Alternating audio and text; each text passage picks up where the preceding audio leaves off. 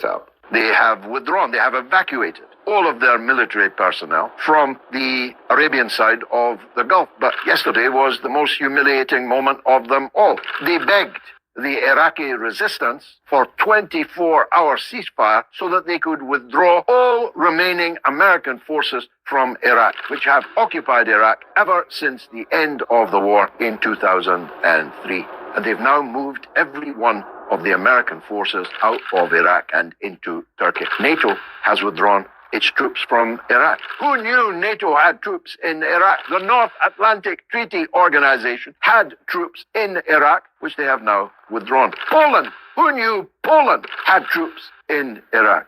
But they've withdrawn too. In fact, all Western forces have now withdrawn from Iraq, and Iraq is now a free country, and I very much doubt whether they will allow any of these troops, any of these bases to be reconstituted. All hell is breaking loose as Russia has entered Donald Trump's war against Iran in a big way.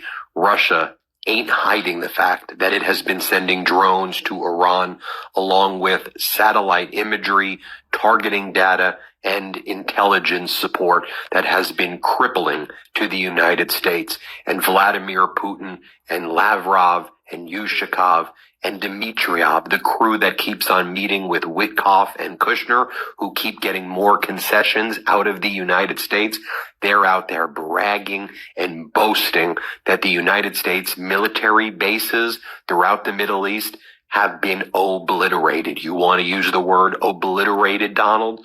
New York Times is reporting how Iran just wrecked all of America's Gulf bases. Kuwait gutted with collapsed roofs and smashed radar. 17 U.S. sites have been hit in the Middle East region. $800 million or more in damage in weeks.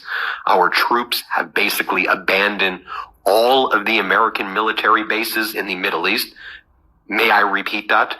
Our troops have abandoned basically all of the military bases in the Middle East, and now they are working remotely from hotels while Iran is utilizing a spy network to try to find which hotels U.S. troops are at to target those hotels.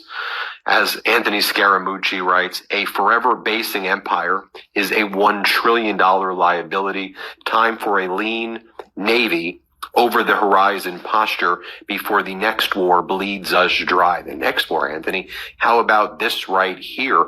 I mean, I'll throw up this B-roll right here. You want to see how they are developing or have already developed the military of the future in China right here with these drone swarms.